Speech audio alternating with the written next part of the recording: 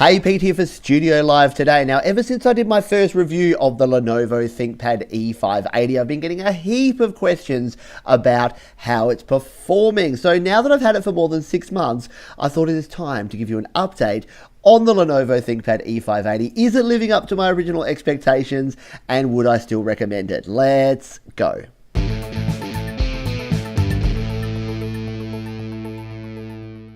Hi, my name is Pete, and this is Studio Live today, where usually I'm helping you create, record, and release your best music, and I'm still sort of doing that because around about 6 months ago, I purchased a new laptop. It is this one here, the Lenovo ThinkPad E580. I did an unboxing, and then I looked at it after 1 month and 3 months of use, and since then I've had a heap of questions. I've had people asking me, is it too loud? Is it too hot? Are the specs really delivering the performance that you thought that they would? Now, because I'm an audio and a video guy, I use this for live streaming, I use it for audio recording, and I use it for video editing. That was the purposes I bought this for. So, is it living up to my expectations, and would I still recommend the Lenovo ThinkPad E580? So let's jump straight into it, because if you didn't check out the first reviews, I do things a bit differently here. I am not the sort of reviewer that's going to give you all the specs and tell you all of the details. I'm going to jump in and let you know, is this working for me in real life, in real use? So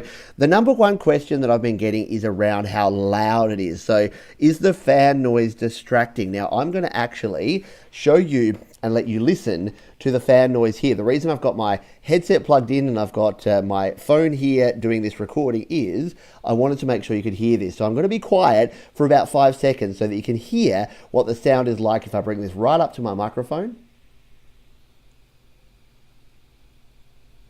So yeah, in its normal use, it gets around about that loud. Now, what will happen is that the fan kicks in, and when you're doing something that's highly graphically intensive or processor intensive, it's going to make a little bit more noise. Now, maybe it's because I'm not as sensitive to this sort of thing, or I'm not expecting this to be like as quiet as a fanless laptop that's like a complete single body thing, but I don't actually have a problem with how loud this is.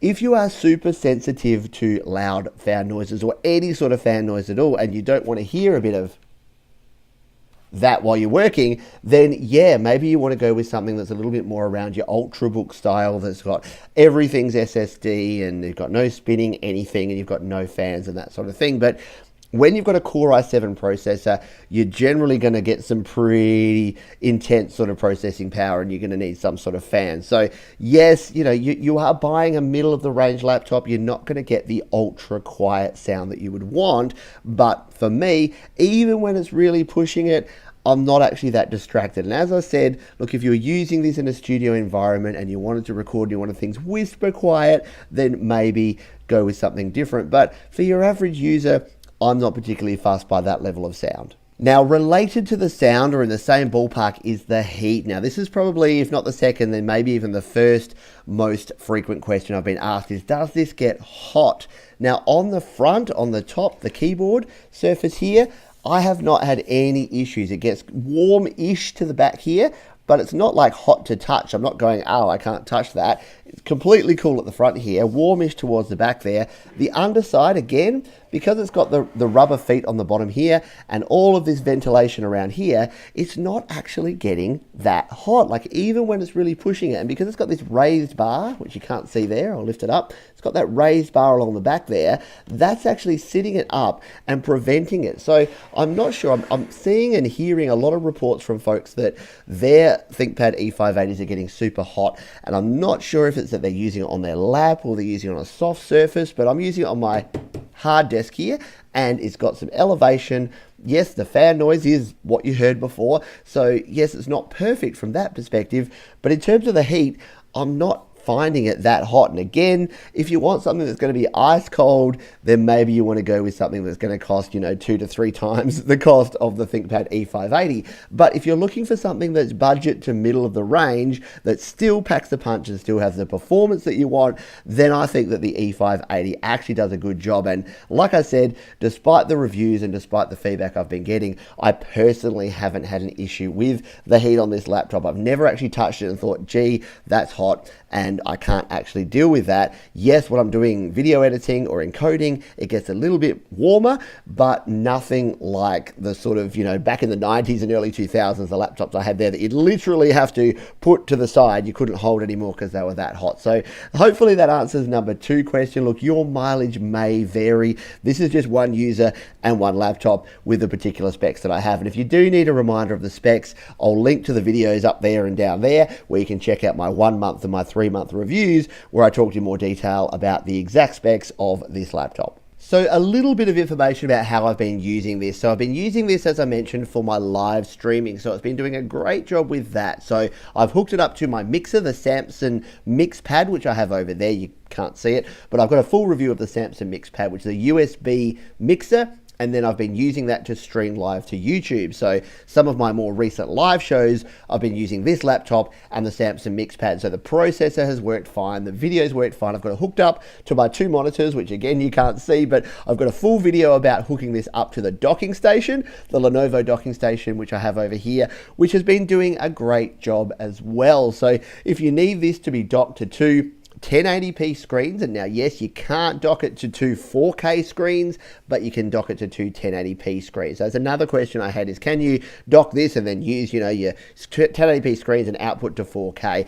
Well, it's not going to give you that sort of performance. So again, you're talking low to middle of the range here. You're not at your high end, but then again, you're not paying a high end price for the ThinkPad E580. So for me, that side of things worked well. Video editing is great. It's doing a perfect job with that. Audio recording is excellent. Everything I plug in here is working well from a USB audio interface perspective. I've hooked up my webcam, so my Logitech C922, my Logitech webcam, that's giving me some good quality video. And if you want to check out the quality of the video and audio and streaming I'm getting from this, I'll link to my most recent live show where you can actually check out the quality I'm getting there. So if you're looking for audio, video, live streaming like I've been doing, then this is a great choice for that, as well as editing in Premiere Pro for my videos, recording in Reaper, my digital audio workstation here. So from the exact purpose I got this for, which was to be my audio, video,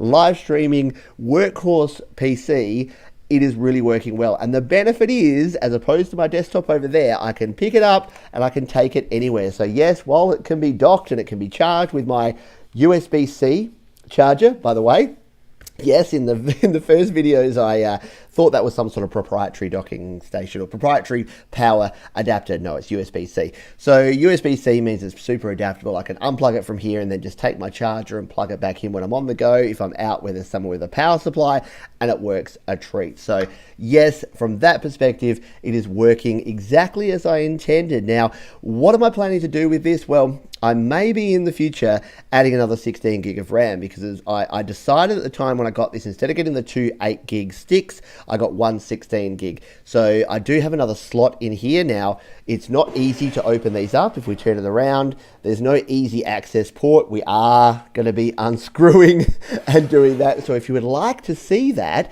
then let me know, because maybe that will give me the motivation to actually go out and buy another 16 gig of RAM and put that in here, because having the dual channel RAM and 32 gig of RAM in this will just make it kind of ridiculous, which I kind of want to do. So let me know if you want to see that. That's pretty much it for now. The only other thing that a lot of people have suggested, which I've now done, is over here in the corner, I talked about the function key and the control key being the wrong way round and not actually liking that. So a heap of people have said you can change that in the BIOS, Pete. And if enough people want to see that, I'll do a video on that as well, of how to change the function and the control key in the BIOS. It's very simple to do. You can just Google it. Google Lenovo ThinkPad function control, FN control key, and you'll work out and you'll find out how to do it. But yeah, that is the one thing that I have done, so that when I do my control C's and my control V's, when I'm doing my editing and doing my typing, then that's working out well for me now. So